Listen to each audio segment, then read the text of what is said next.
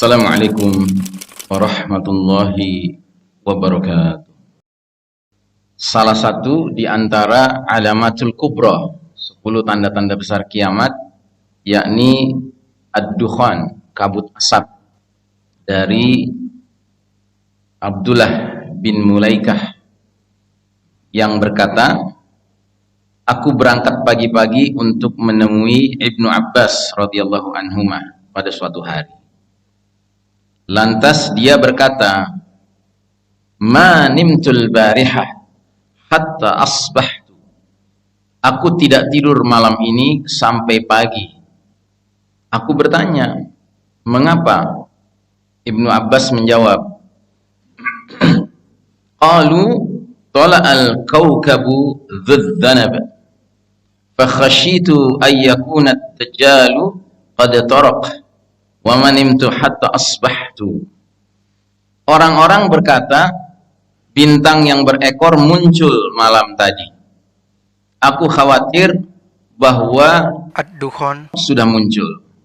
Maka aku tidak tidur sampai aku memasuki waktu pagi. Di dalam asar tadi, asar itu bukan hadis ya. Kalau hadis itu ucapan Nabi SAW atau perbuatan-perbuatan Nabi atau diamnya Nabi terhadap suatu peristiwa yang dikerjakan para sahabat. Tapi kalau asar itu adalah ucapan sahabat atau ucapan tabi'in atau ucapan tabi'in, itu disebutnya asar. Asar itu dari kata yang maknanya jejak, ya, jejak. Nah, jadi asar yang diucapkan Ibnu Abbas ini mengandung beberapa petunjuk agung. Yang paling penting dia mengkaitkan antara terbitnya bintang berekor dengan tanda asap yang dianggap sebagai salah satu dari tanda hari kiamat. Ibnu Abbas mengkaitkan antara terbitnya bintang berekor dengan tanda dukhan, asap, yang dianggap sebagai salah satu tanda hari kiamat. Bisa jadi keterkaitan erat antara dua perkara ini menunjukkan karakter hubungan antara keduanya, yakni bahwa terbitnya bintang itu menjadi sebab munculnya tanda asap. Di samping itu, di dalamnya juga terdapat sinyalemen tanda asap itu menunjukkan peristiwa-peristiwa masa depan. Jika tidak, niscaya Ibnu Abbas radhiyallahu anhuma tidak akan ketakutan terhadap ucapan orang-orang tentang munculnya bintang malam itu. Pada hadis ini juga terkandung petunjuk yang menjamin tanda asap itu terjadi sebelum keluarnya Dajjal. Jika tidak, niscaya ahli fikih dan tintanya umat ini tidak akan mengalami ketakutan terhadap munculnya bintang berekor, karena dia pasti tahu bahwa ada beberapa peristiwa yang belum terjadi sebelum tanda ini, seperti Dajjal misalnya. Jadi artinya Ibnu Abbas tahu betul bahwa Dajjal itu tidak akan muncul sebelum asap. Asap itu lebih dahulu daripada munculnya Dajjal. Ketakutan Ibnu Abbas menjadi dalil yang menunjukkan dia meyakini terjadinya tanda asap itu sebelum kemunculan Dajjal. Itu sesuai dengan hadis yang berisi 10 tanda besar kiamat yang menyebutkan tanda asap sebelum menyebutkan Dajjal. Ini juga sesuai dengan tindakan Nabi Muhammad SAW dalam menguji Ibnu Sayyad dengan tanda asap, karena anggapan bahwa Ibnu Sayyad adalah Dajjal. Pernyataan Ibnu Abbas ini juga sesuai dengan deskripsi para ahli astronomi, serta kesimpulan mereka akan terjadinya keadaan yang sangat mengerikan akibat munculnya asap yang menyelimuti bola bumi, satu keadaan beberapa saat setelah jatuhnya meteor ke planet bumi ini. Ya. Nah, jadi ini asar menarik sekali ya. Ibnu Abbas radhiyallahu anhuma mendengar orang-orang berbicara bahwa semalam mereka melihat melihat al-kawkabu dhudzanab. Al-kawkabu dhudzanab itu artinya bintang berekor. Ya. Kalau istilah kita sekarang bintang berekor tuh apa? Komet ya, bintang berekor. Jadi kelihatan bintang jatuh ada ekornya gitu, kan?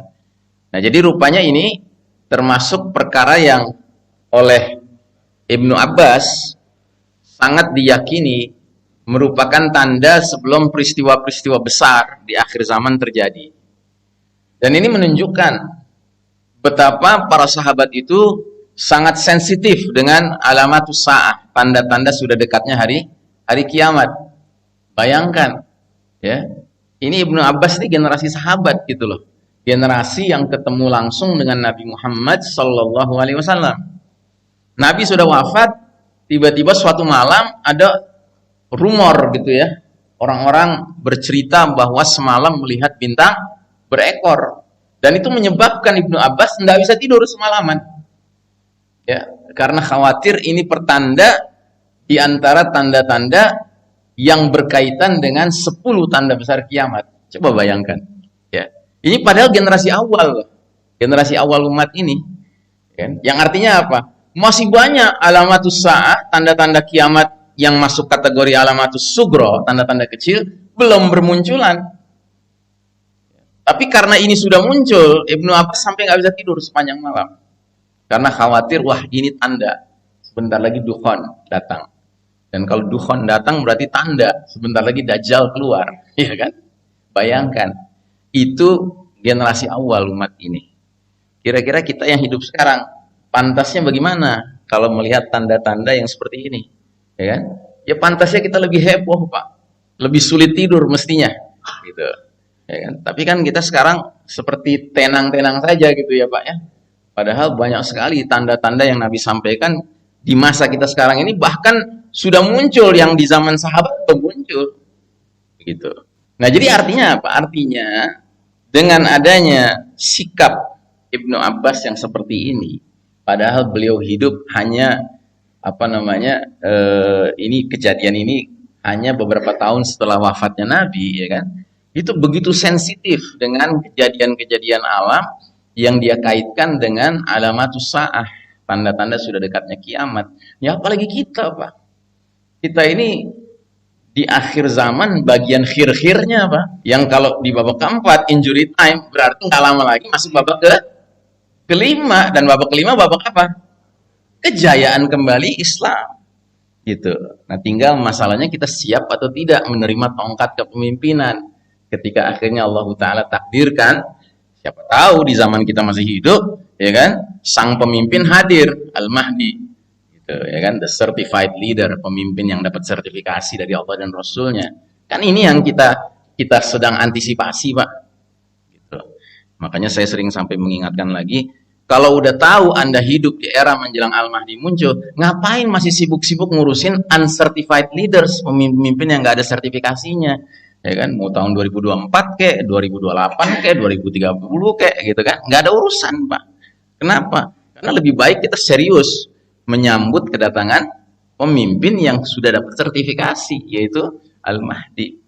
Ya, dengan cara apa? Dengan cara menyesuaikan diri dan keluarga kita memiliki karakteristik yang layak untuk bergabung dengan barisan Al-Mahdi. Itu yang jauh lebih penting, Pak. Ya.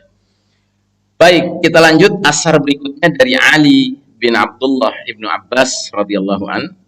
Jadi ini putranya Ibnu Abbas. Ibnu Abbas punya putra namanya Ali, pernah berkata, la yakhrujul mahdiyyu hatta tatlu'a ma'asy-syamsi ayah. Al-Mahdi tidak akan keluar sampai munculnya tanda yang menyertai terbitnya matahari. Athar yang sahih dari salah seorang ulama tabi'in dan putra dari tinta umat, yaitu Ibnu Abbas ini, mengisyaratkan bahwa salah satu tanda munculnya Al-Mahdi di akhir zaman adalah terbitnya tanda yang menyertai terbitnya matahari. Perkataan seperti ini, walaupun mauquf, tetapi dihukumi marfu sampai kepada Nabi SAW, karena perkataan yang didasarkan atas perkara yang gaib seperti ini tidak mungkin berasal dari ijtihad atau pemikiran manusia. Dengan demikian pastilah sumbernya wahyu. Athar ini tidak secara jelas menerangkan karakter tanda yang terbit bersama dengan terbitnya matahari. Pada sejumlah asar terdapat berita yang menerangkan apa yang dimaksud dengan tanda ini. Nah, jadi di dalam pembahasan yang berikutnya ini, sejak dari ucapan Ali bin Abdullah bin Abbas ini, ada kaitan antara apa yang dilihat di langit ya dengan munculnya Al-Mahdi. Jadi ini termasuk juga apa namanya isyarat tentang kemunculan Al-Mahdi. Jadi tanda di langit itu tidak saja berkaitan dengan isyarat datangnya dukhan, kabut asap, tapi juga berkaitan dengan apa namanya hudur Al-Mahdi, kehadiran Al-Mahdi ya.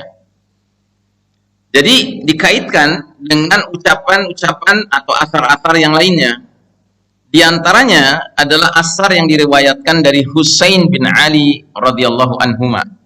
Putranya Ali bin Abi Thalib yaitu Husain pernah berkata, "Idza ra'aitum 'alamatan fis sama' narun 'azimah min qibalil masyriq tatlu'u layaliya fa'indaha farajan nas wa hiya quddamul mahdi alaihi salam." Apabila kalian melihat tanda di langit, api besar dari arah timur muncul selama beberapa malam, maka pada saat itu orang-orang menjadi lapang. Karena itulah tanda kedatangan Al-Mahdi. Ya. Jadi kedatangan Al-Mahdi sangat berkaitan dengan peristiwa alam, khususnya di langit. Ya. Dan dia akan munculnya di arah timur. Ya. Kita tinggal di timur, Pak. Jadi lebih dekat lagi kita kemungkinan untuk bisa melihat tanda itu. Ya. Dan di sini digunakan kata-kata fa'indaha farajan nas. Dan saat itu orang-orang menjadi lapang. Menjadi lapang itu artinya apa? Menjadi senang. Ya, terutama umat Islam yang ngerti. Yang ngerti senang, Pak. Wah, ini tanda ini bahwa pemimpin kita sudah jadwal dekat muncul ini. Tapi kalau bagi yang nggak ngerti, mungkin mereka hanya sibuk mencari teleskop, mencari alat-alat canggih optik gitu ya, untuk bisa mengabadikan peristiwa alam yang unik itu gitu, Pak, ya kan? Mungkin berdatangan, Pak, dari berbagai negara ke wilayah timur sini, termasuk ke Indonesia, untuk bisa mengambil videonya yang canggih gitu kan. Tapi bagi orang beriman, kita nggak kagum dengan itunya saja. Tapi yang lebih utama, kita mengagumi, wah ini tanda dari Allah. Al-Mahdi sebentar lagi akan muncul. Ya. Sedangkan dari Muhammad bin Ali bin Abi Thalib, jadi ini anak laki-lakinya Ali, namanya Muhammad. Ini berarti bukan dari Fatimah ya, dari istri yang lain dari Ali bin Abi Thalib. Karena dari Fatimah kita tahu Ali bin Abi Thalib cuma punya Hasan dan Husain ya. Ini Muhammad. Jadi kata Muhammad bin Ali bin Abi Thalib radhiyallahu anhuma, "Idza ra'aitum naran minal masyriqi thalathata ayyamin aw sab'ah fatawaqqa'u faraja ali Muhammad." Apabila kalian melihat api dari arah timur selama 3 hari atau 7 hari, maka jatuhkanlah diri kalian pada kelapangan keluarga Muhammad. Maksudnya jatuhkanlah, sambutlah kedatangan keluarga Muhammad, maksudnya Al-Mahdi, karena Al-Mahdi itu min itrati Fatimah, dari keturunan Fatimah. Sedangkan Fatimah adalah anaknya Nabi Muhammad sallallahu alaihi wasallam. Karena dalam sebuah hadis Nabi pernah mengatakan Al-Mahdiyu min ahli baiti min itrati Fatimah. Al-Mahdi itu dari keluargaku Ahlul Bait dan dia dari jalur Fatimah. Ya. Nah, dari jalur Fatimah berarti kalau enggak Hasan, Husain. Begitu. Muhammad bin Ali bin Abi Thalib mengatakan bahwa nanti api yang muncul di arah timur itu ada rentang waktunya, Pak. 3 hari atau 7 hari. Berarti antara dua ini. Kalau nggak 3 hari, 7 hari akan tampil api tersebut dari arah timur. Sementara sahabat Ka'ab radhiyallahu an berkata, "Innahu yatlu'u najmun minal masyriq qabla khurujil mahdi lahu dhanbun yudhi." Akan muncul bintang dari arah timur sebelum keluarnya Al-Mahdi. Bintang itu memiliki ekor yang bersinar terang. Ya. Jadi ini saling melengkapi, Pak. Ada yang kaitannya dengan menjelaskan dia seperti api, ada yang kaitannya menjelaskan berapa lamanya, 3-7 hari, Ada yang kaitan menjelaskan dia bukan saja terlihat tetapi ada ekornya, ya. Sedangkan dari Katsir bin Murrah Al-Hadrami, dia berkata, ayatul hidthani fi Ramadana alamatu fis sama, ba'daha ikhtilafun fin nas, fa in adraktaha fa aktsir min at-ta'ami mastata'ta. Tanda bencana di bulan Ramadan adalah sebuah tanda di langit. Sesudahnya adalah perselisihan di kalangan manusia. Jika kalian mendapatinya, maka perbanyaklah persediaan makanan sekuat kemampuanmu. Nah, ini semakin mengerucut, Pak. Ternyata bukan saja kita diberitahu lokasinya di timur, ya, tampilannya ada di langit, ya kan? Tanda di langit, ya kan?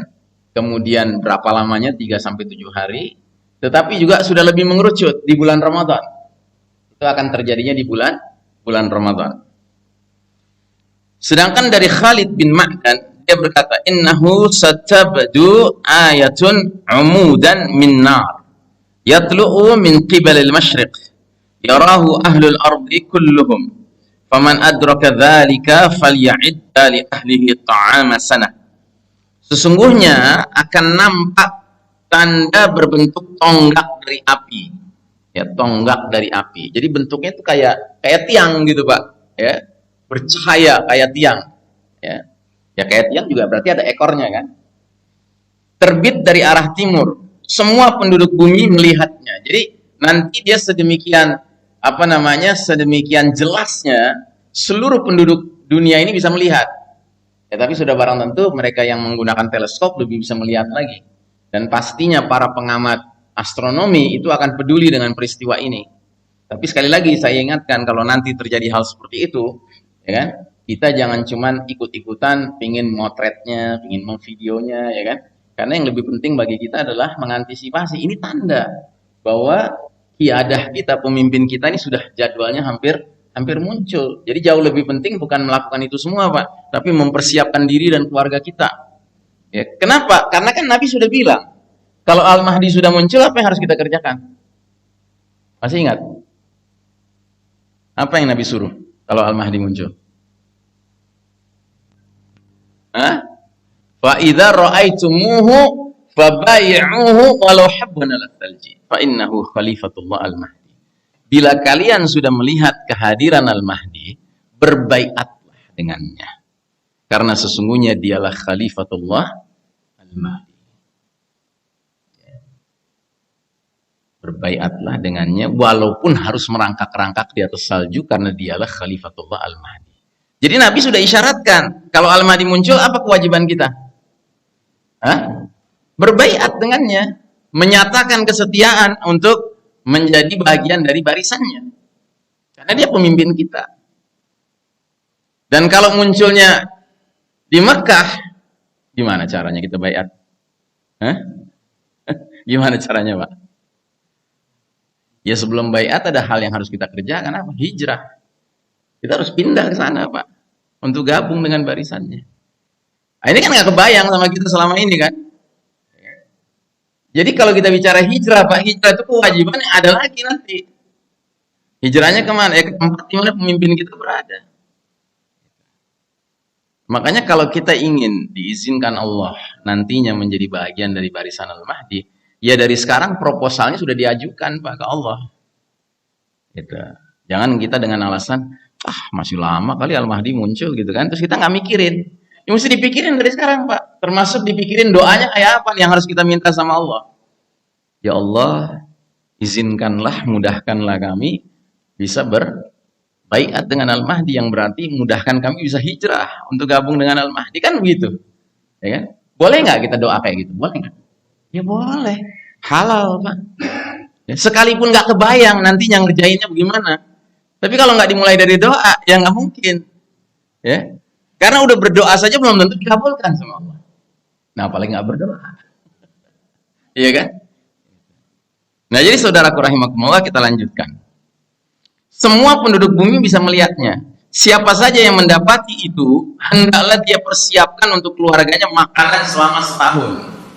Ini saya belum komentari nih soal mempersiapkan makanan atau persediaan makanan ya setahun. Ka'ab berkata tentang tanda yang akan nampak di langit. Jadi ini Ka'ab lagi nih, sahabat Ka'ab. Huwa najmun yatlu'u minal masyriq wa yudhi'u li ahli al-ardi ka ida'ati al-qamari lailatul badr. Dia adalah bintang yang terbit dari arah timur, menerangi penduduk bumi sebagaimana terangnya bulan di malam purnama. Ini lebih jelas lagi, Pak. Berarti nanti peristiwa alam di langit itu, Pak, sangat mudah terlihat. Sebagaimana mudahnya kita melihat bulan purnama, Pak. Jadi dia bukan sesuatu yang sulit untuk dilihat. Kenapa? Karena Allah ingin ngasih tanda.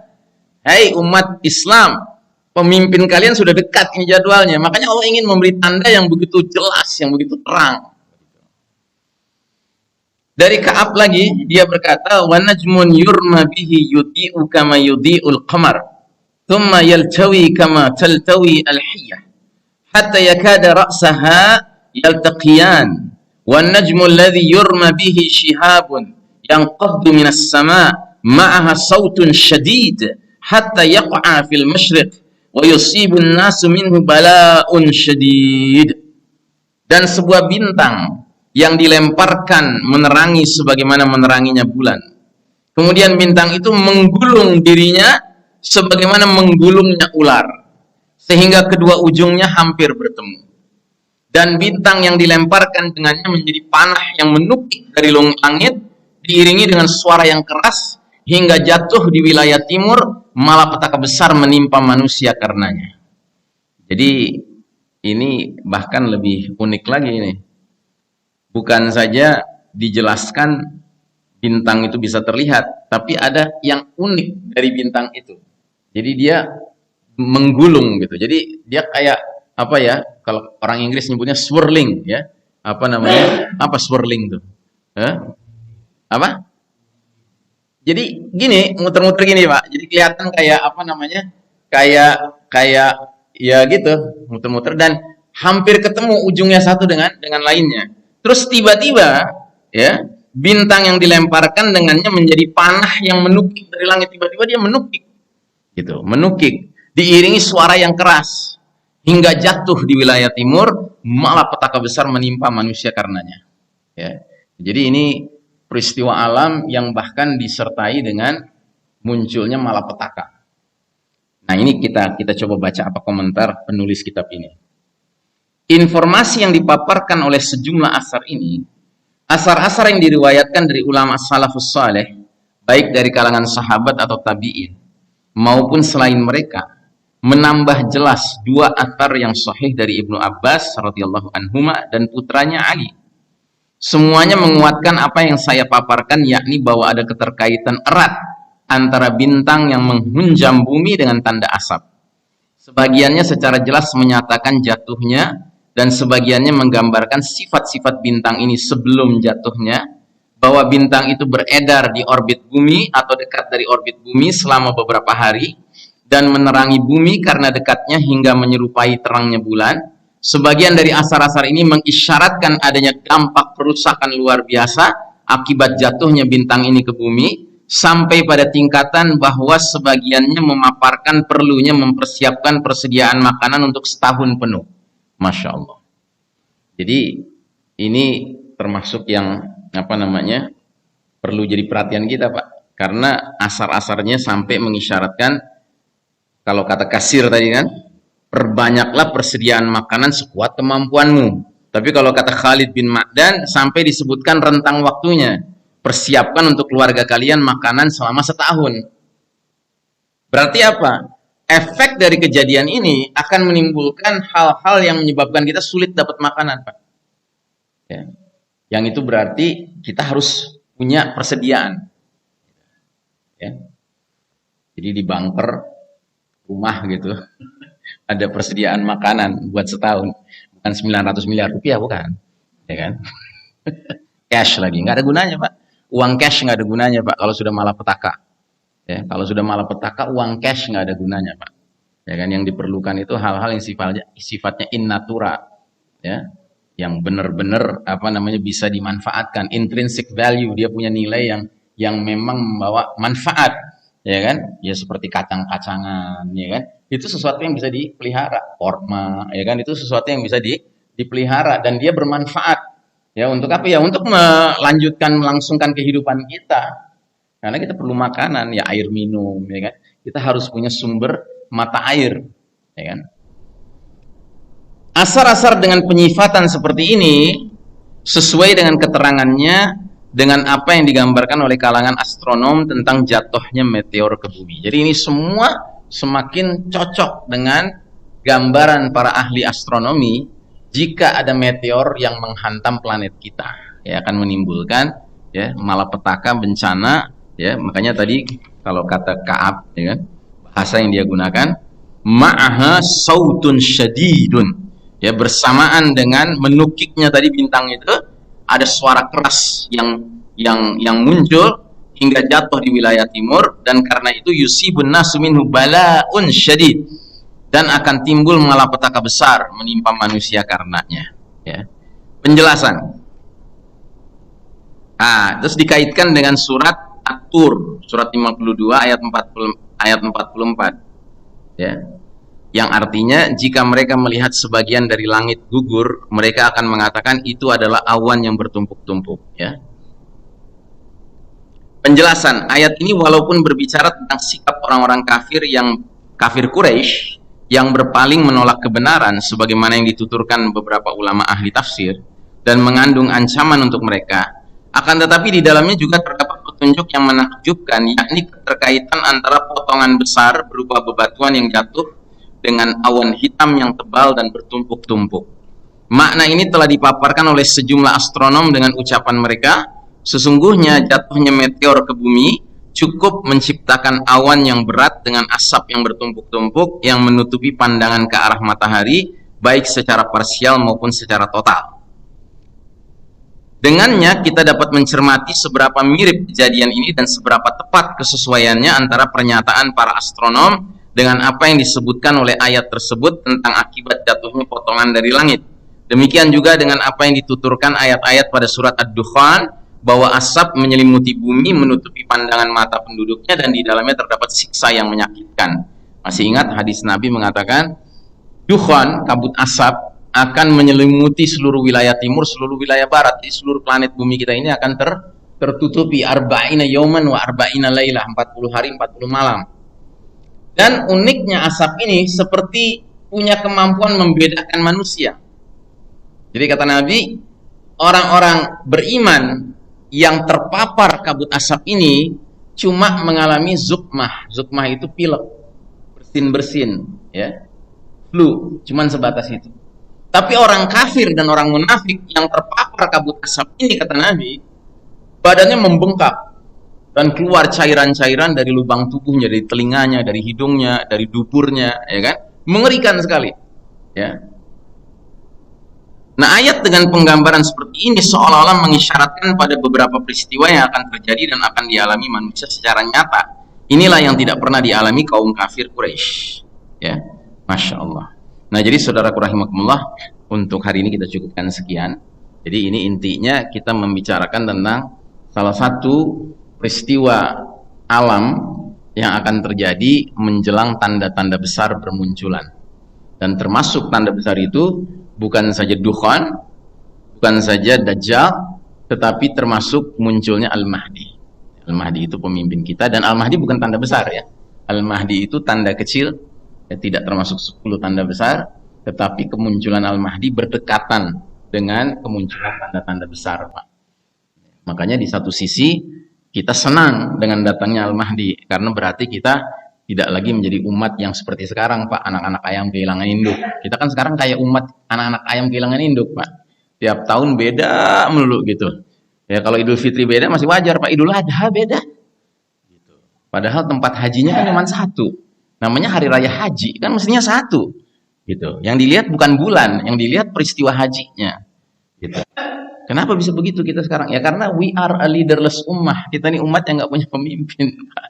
Ya kan? Kalau kita punya pemimpin, nggak mungkin Idul Adha sampai beda hari, Pak. Nggak mungkin.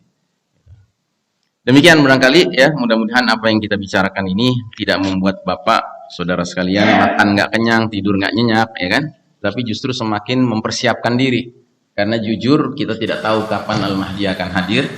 Ya, kita berharap kehadiran beliau tidak lama lagi karena kita sudah lama menjadi umat yang nggak punya pemimpin. Tapi di lain sisi kita harus sadar Pak, kemunculan Al-Mahdi itu akan disertai dengan banyak sekali peristiwa-peristiwa yang heboh Pak. Ya, yang kalau kita nggak siapkan diri kita dari sekarang, jangan-jangan kita sudah sibuk masing-masing sendiri-sendiri aja, kita nggak mikirin bahwa di balik kehebohan ini sesungguhnya ada berita gembira, yaitu akan datangnya ya Faraja Ali Muhammad, kelapangan keluarga Muhammad SAW, ya datangnya ya Al-Mahdi ya. Baik, saya kira demikian. Sebelum saya tutup, kalau ada yang mau komen, mau bertanya, falyatafadhal masykur.